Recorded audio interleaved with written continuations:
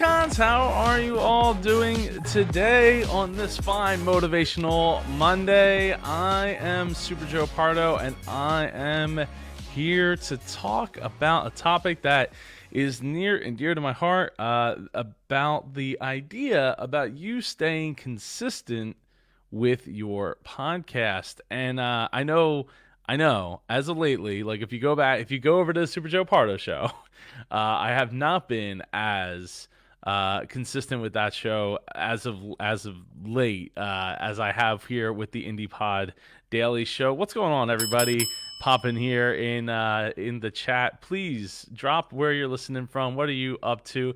Hey, Regina, good to see you. I'm looking, I'm really pumped for Icon 6 coming up on September 12th and 13th. So I can't wait. I have so many awesome things planned. It's going to be a really, really fun time that we're going to have with our virtual face-to-face event, where we get to hang out and network and do some workshops and all of that. So I'm pumped for that. So anyway, today on Motivational Monday, I wanted to talk about the idea of staying consistent. Regina said consistency is so important and so easy not to be, but we get back up and start again as needed. Absolutely, Regina. So,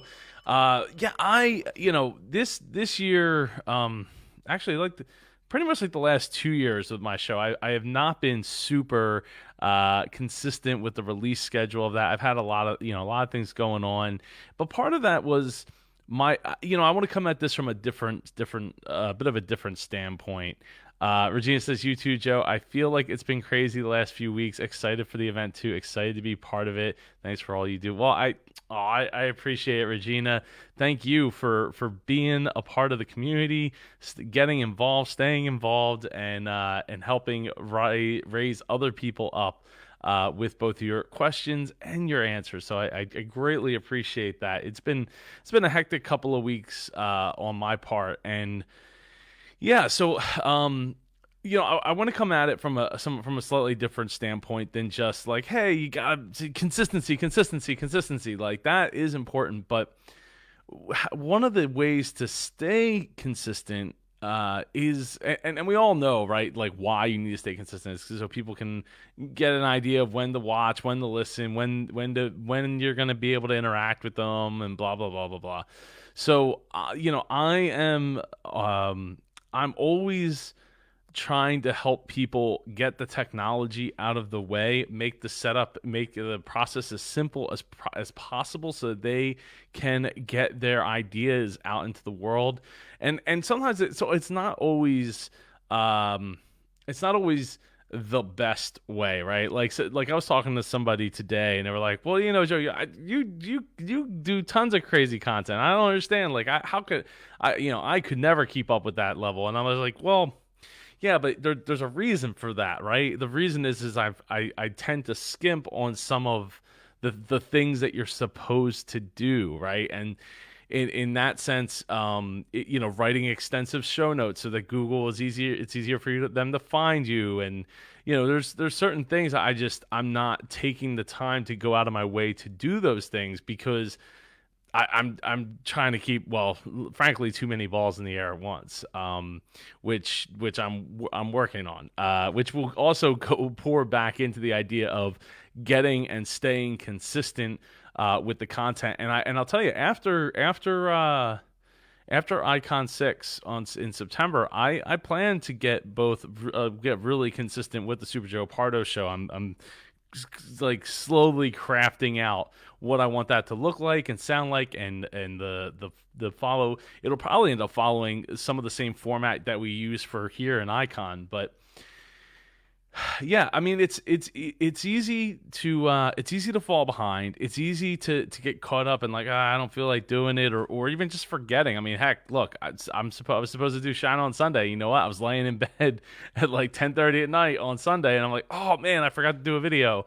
So you know what? I did a post. I still made sure that I was able to show up in some way, shape, or form, and people responded to it. So look, we're still human too, right? It's not always pretty, especially when we put ourselves on these huge these huge like burdens of being a day, being on the camera every single day and all that. Like it can get kind of tricky. And but one of the easy ways to other than just to reduce the amount of tech barrier that you're putting yourself through the gauntlet to get your show up and out there in the world, making a really good content calendar can really help, right? Having a whole bunch of topics for you to easily just like pick out and bam, like I'm going to talk about this.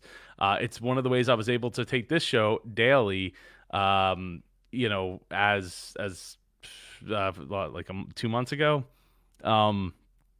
was writing out as many of the topics as I could, filling in the blanks, and then bam, bam, new episode, like every single day. So, and even then, there's still things that like I would love to like reduce some of the time that I have to take to get each episode together, right? It still takes me a good 5-10 minutes of prep before I get on the camera, between making the lovely thumbnails like this one, taking the picture, get the picture on the computer, upload the picture, but put in the right words, and that's, I mean, even that's a basic framework and a template program. So it's some of these like YouTubers and stuff that are doing it daily, like going through the trouble of trying to figure out the best thumbnail that you could possibly use is huge. But yeah, with podcasting, you don't have that to worry about, but you do kind of have to think about like, okay, well, if I don't do show notes, or I don't do show notes properly, then what am I going to like, how am I going to get found, right? And that's always a big question, and figuring out the right keywords. Like, there's so many things that go into it, but sometimes I think it depends on what you're trying to accomplish, right? And the other thing is you eventually could get someone to go back and like rewrite, write notes out for each of those episodes. It's not super ideal. It can be expensive and time consuming. And in most cases, I mean, I've seen plenty of people ask the question, who here reads, and just to take a poll of anybody watching, or if you're watching afterwards, and throw it in the comments, who here actually reads the show notes of any podcast that they listen to? Because some of the polls that I've seen, people don't. So really, we're doing it mostly for Google to index us, right, and find us. So it's kind of stinks that we have to go like jump through all these hoops. Now, with that said, there's examples, like someone I was talking to earlier today, like she went through the process of creating really extensive, like 2,000 plus word show notes for every single episode of her show, and guess what? Her search traffic went up like 10 to 15%, and because of that, she's getting more leads. So there's something to be said for it. It's a lot. It is still a big time investment to do those show notes that potentially very few people are going to actually read, but you'll get found because they're looking for something, and they'll see, oh, hey, you have a lead magnet. I want more of that. Click, click, ding, ding. Now all of a sudden they're entering into your email list and going down the rabbit hole of what you have to offer. So, I could see both sides of the argument, and I don't think that there's one that makes more sense than another. I think that it's you gotta see what works for you. And for me, I can write, but I'm a slow reader, and I'm a really slow proofreader / editor. And while I have Grammarly, it still only does so much. So it's still a chore for me. So if I went through and did all that, like maybe I actually have an interview with someone who might be an intern in the near future. So maybe we'll have somebody who can write some show notes and things like that. And if you know anybody that is looking for some intern work to do to add to their resume, well, then send them over to the indie podcast, indiepodcasters.com, and have them reach out to me. Because we're definitely looking for some people that it could help up that game, without me having to spend another extra hour writing content and proofreading it, and then get told, oh, you missed all these things, or this is spelled wrong, or something to that effect. So yeah. Anyway, so consistency. It is one of the biggest things, and I think that there's also something to be said for not being consistent. If you have a product, or not a product, but a show that people just gravitate towards, sometimes it doesn't necessarily hurt if you have a game plan built around the idea that you're not necessarily consistent, because maybe the content that you're producing isn't able to be consistent for whatever the reason. The Facebook user says Microsoft 365 has a new audio transcript service. That is interesting. I am a 365 subscriber, so I will have to look into that. That definitely could help. That could be the answer to what I've been looking for. And there's other transcribers, but I'll tell you this. Like, so for a while there, I was uploading all my videos to YouTube, and then I would get like a closed caption scraper, scrape it, and then put it into the show notes.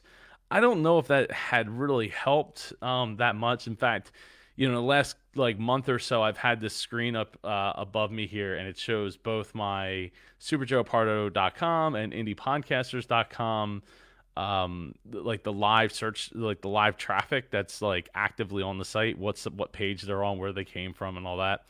And I only see certain certain pages hit way more often than others. So I don't, and none of those seem to have the transcripts on them. So I don't know if it's just the keywords or what, but it didn't seem to make the end all be all of differences there. So, and I know Google is definitely working on searching out the words that you're putting into your podcast and utilizing that for their search referencing, which they absolutely should, because podcasting is growing rapidly. So it makes sense for them to go through that trouble and do it, and make it happen. So yeah.